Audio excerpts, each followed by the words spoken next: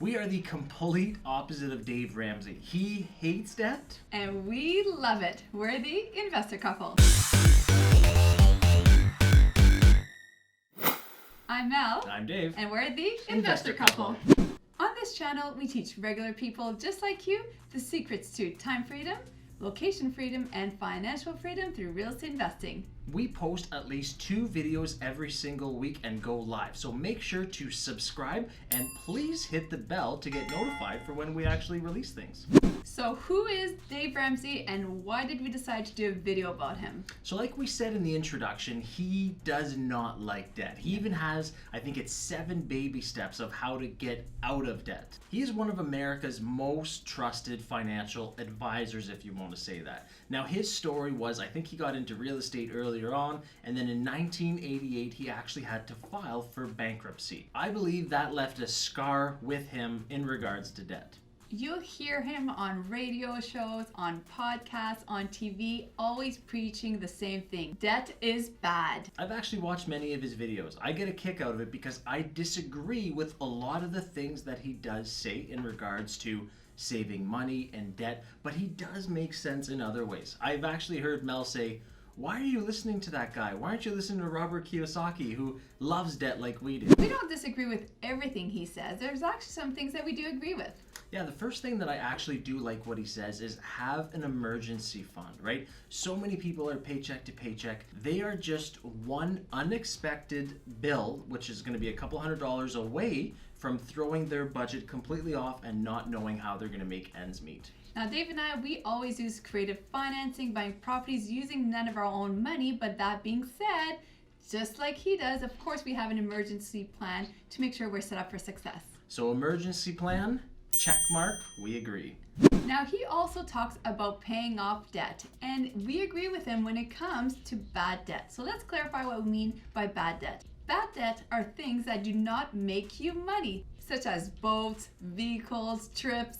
This is what we call consumer debt, things that you want but don't necessarily need.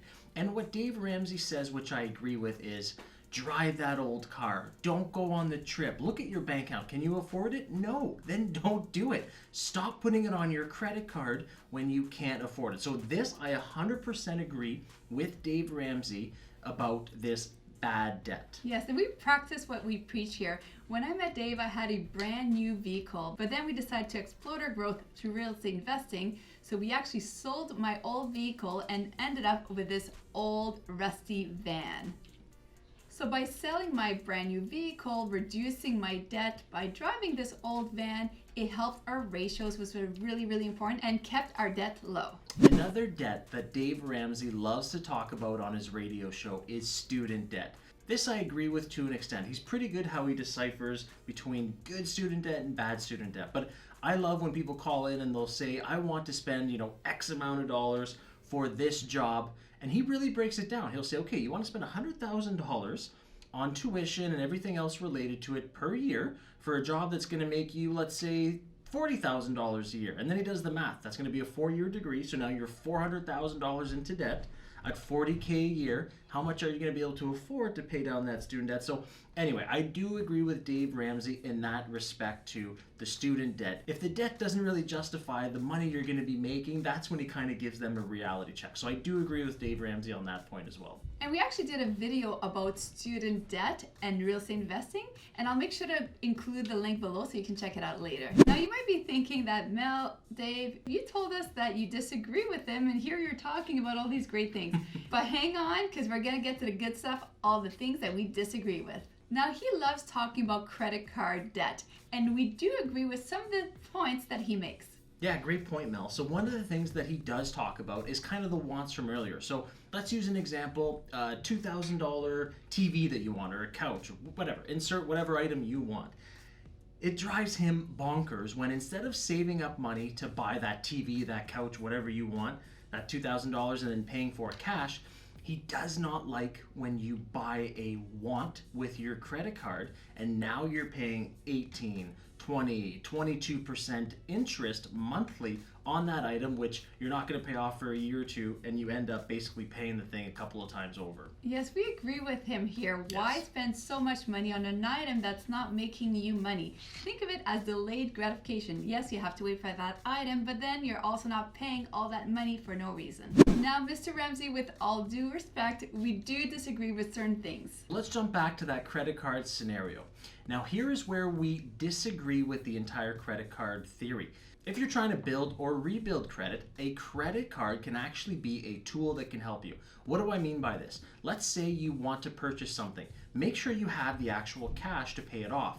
Now, purchase an item, pay it off within the 30 days that they give you, and this will actually give you a better track record and help you build your credit back up. Absolutely. Now, self-control is needed if you're going to do this. This is something that we do all the time. We use our credit cards to pay for items, but we always make sure to pay it back before it's due. One of the biggest things we disagree on is paying your house off firstly, and then secondly, paying your house off early, right? Like he loves to try and pay the house off in 10, 15, 20 years, and I very much disagree with that. Yes, but let's rewind some years here. I used to have the same mindset as well. I thought I want to be mortgage free. I don't want to have any debt, until I realized that I could actually put that money to work if I do so strategically. The way Mel and I look at it is, once you have your house paid off, we call it dead money, because that money is sitting there now in your house in equity and not doing anything. Yes, people say, well, when I sell it down the road, I'm going to get a big paycheck. I understand that that concept has been around forever.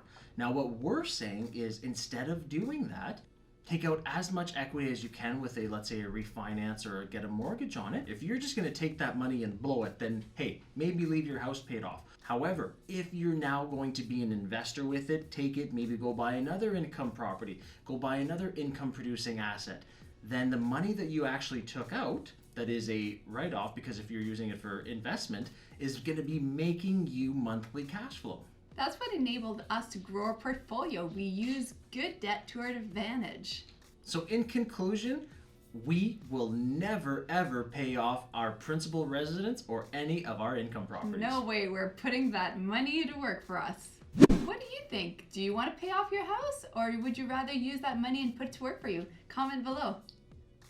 Let's talk about debt, baby. Let's talk about you and me. Now let's really talk about debt. I talked about what bad debt was earlier, but I didn't really explain what good debt is. Good debt is when it actually makes you money. Take an income property, for example. Yes, it's debt, but the tenants are paying for it. So it actually makes you money when you're sleeping. How powerful is that? So this is the biggest sticking point we have with Dave Ramsey, is that not all debt is created equally, like Mel was just saying. If you continue to buy the right type of debt, right, income producing assets as opposed to those consumer debts like we talked about earlier, you can create a good amount of cash flow. And as you continue to amass the good debt, right, which is putting money in your pocket as opposed to taking it out of your pocket, like your principal residence that we talked about earlier that you want to pay off. If you continue to do that, that good debt can actually help you change your life and change your finances. Speaking of good debt, if you want to learn more about this, a book that changed our lives was Robert Kiyosaki, Rich Dad, Poor Dad, because he talks about liability versus assets. To quote him, he actually says, savers are losers. Yes, they couldn't be any different. And what I think he means by this is, Dave Ramsey loves the idea of saving money, right? Squirreling it away, socking it away for a rainy day, for a slush fund, things like that.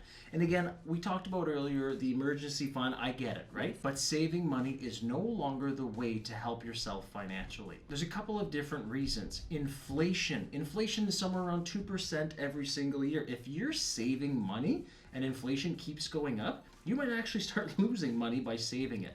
The other thing, they're going to be introducing negative interest rates. They're doing it in other places. I'm sure it's coming here soon. That is coming. You want to save money when they're basically printing it and it's in the negative interest rates? No, thank you. And the last thing, this is another thing I'm taking from Robert Kiyosaki, is money is not based on the gold standard anymore. What does that mean? Is that it's kind of not based on anything. They continue to print it, like I said earlier, and that doesn't really make me feel too comfortable behind saving this money that they're producing. This last point, we're disagreeing with Dave Ramsey, not because it's necessarily wrong, but it's really boring. I find he has a very minimalist mindset. For an initial period, you might need that. When we wanted to begin our real estate investing career, we lived that minimalist mindset. We sold every consumer debt, every bad debt. We drove the old vehicle. We didn't get the big house to start off, and we started buying income properties. The fact that we lived minimalist allowed our ratios to continue to be awesome. It allowed the banks to continue giving us mortgages, and that was great. But now that we have income properties and they produce cash flow, why would we want to continue living that minimalist lifestyle when we want to buy a nice vehicle? We want to buy a nice house for the kids. We want to go out to restaurants. So this is something we disagree with Dave Ramsey. We understand in the short term, right? You have to do things you don't want to do so you can live the life you can later on. But who wants to live that way the rest of their lives? Absolutely. Essentially, it's all about that good debt and putting that good debt to work for you. And after you've done that for a while, you're going to see you're getting more and more income coming in. Then you can buy the boat. Then you can buy the dream house. Then you can go on trips and actually live the life that you've been dreaming of. So we want to know, do you agree with Dave Ramsey's philosophy? Do you disagree with us? Or do you like what we said? We want to know. Comment below and smash that like button. So we discussed a little bit about Robert Kiyosaki in this video, and we actually really enjoyed his book along with other books as well. So make sure to check out this next video. We're going to talk about our 5 favorite books that changed our lives. I'm Mel. I'm Dave. And we'll see you there.